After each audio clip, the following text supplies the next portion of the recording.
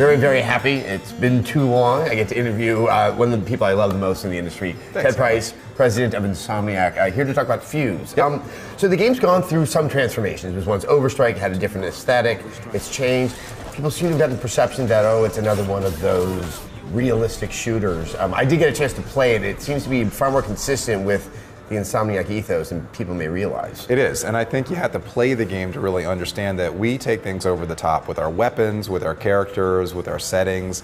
And yes, we made some tweaks to the aesthetics, but it's still a very Insomniac game at its heart. And a lot of the DNA from our previous games like Resistance 2 and Ratchet come forward into this game. Let's talk about the story, because I think that alone starts to say, yeah, this sounds like it has a little touch of Ratchet in it. Yeah. What is the setting and the plot of Fuse? Well, you start out as part of this 4-character team called Overstrike, and you're sent into this base in the middle of the desert. Nobody knows about it, and it's where scientists have been experimenting with Fuse, an alien substance discovered in the 1940s. And just recently, they figured out how to not kill all their scientists through these experiments. It's a volatile substance. People die frequently in horrible ways, but they figured out how to weaponize it, and you get to pick up some experimental Fuse-powered weapons at the very beginning. But the reason you're going there in the first place is this base has gone dark, and this faction called Raven is after the source of Fuse, which is buried in this base. And at the very end of this first level, they actually airlift it out. And it's all, again, over-the-top, fun, Insomniac type stuff. But it is driven by this presence of this alien substance, which you see used more and more in the game. Well, and also alien substances, as they are known to do, allow for you guys to indulge what you're really known for, which is really odd weapons. Yes. You have 4 characters. It is a co-op game. We can get to that. But there's some very unique weapons that are unique to the characters in it. Yeah, and so when we came up with the characters themselves, we tried to think about first what kind of weapons would fit them. We don't want to have 4 characters that look the same, have the same backstories, and have the same weapon. Not very much fun when you're talking about a 4-player co-op game. We wanted very distinct archetypes, personality-wise and in terms of their function in the game. So Dalton is our tank. He has this mag shield, which is the result of combining ferrofluid and Fuse.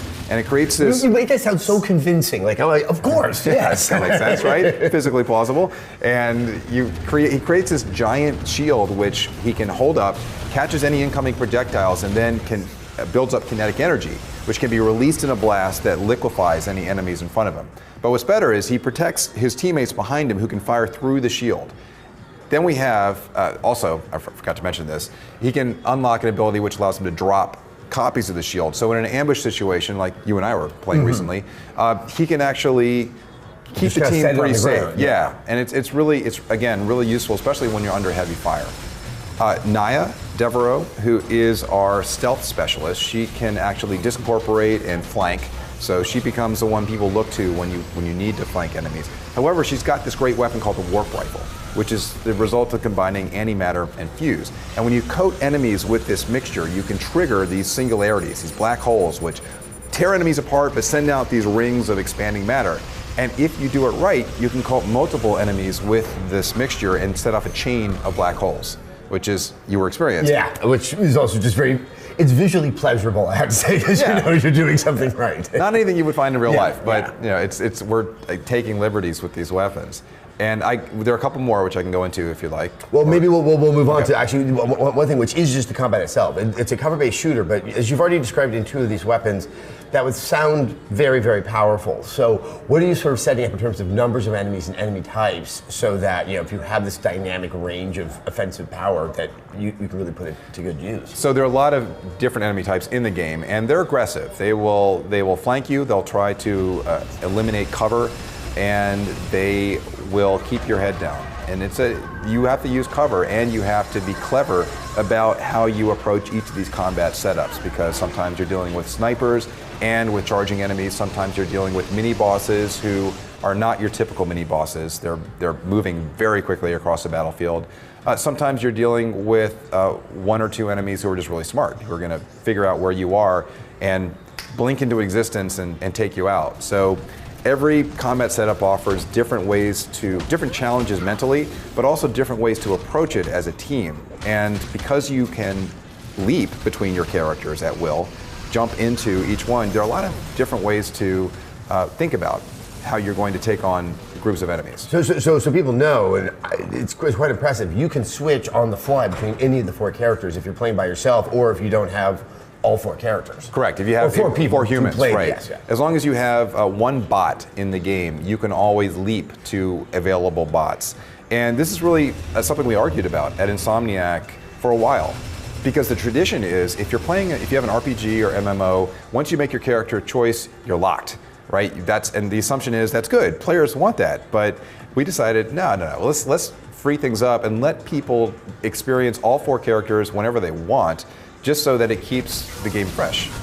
And also, you get to sort of use those various weapons, some of which have some really good applications in very particular situations. That's exactly right. There are places where every one of these characters shines. If you're Dalton with the mag shield, in an area that doesn't have cover, let's say it's a bridge, and there's no cover, and you got enemy fire coming in from the front, having him go out in front with the shield is awesome. It's really, really useful. However, if there's a sniper situation, and you and I experienced a bunch of guys on turrets, right?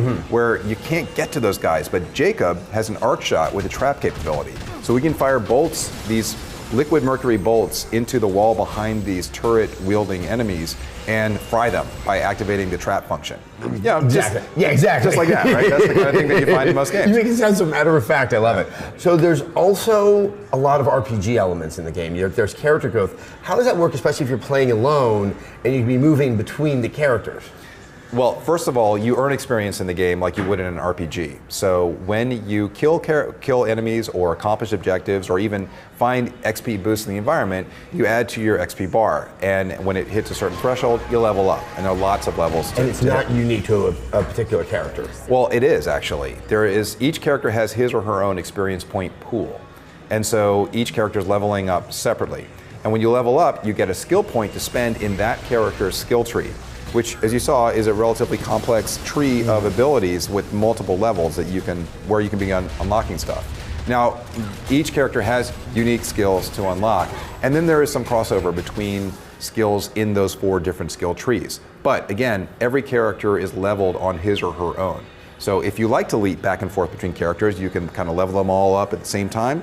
Or if you want to stick with one character, you can start really building that character and then come back to the others later. Now, one question we get all the time is, well, doesn't that kind of screw yourself? If you play the entire game as Naya and you want to come back later and play Dalton, what do? We actually give the bots experience boost as well. So you will have points to spend. They will not progress as quickly as characters you're playing, but they will progress. And of course, it is a co-op game that as is well. True. Yeah. So when you're playing with other people, is it still set up so you can leap between the characters, or do you kind of is it built with the idea that with 4 people you're going to stick with the one you've chosen at the beginning of the session? Yeah, if you're playing with 4, you choose your character, and they're going to choose their characters, and you're in. That's good, because that could create fights. It can, right? Yeah. And so if I was able to knock you out of your character, I'm not sure if you'd want to play with me anymore. Let's not experiment with that kind of design. Just right.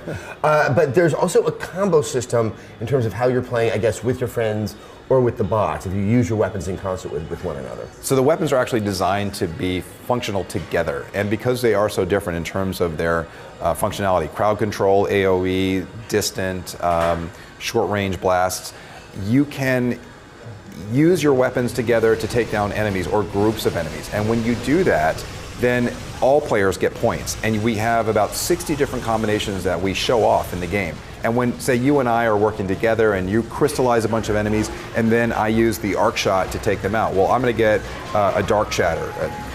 That's going to be the label that comes up, and you and I are both going to get points. Let's say that all 4 players work together, because it's possible to combine all 4 weapons at once. All of us get points, and we get different levels of experience points depending on how much damage each of us did individually. And the game is coming out quite soon? May 28th. May 28th. Well, I'm quite excited. It's just great to see you again. I hope this game gets us to do this one more time before it's launched. So, Ted, thanks a lot, Adam. Thanks so much. Okay.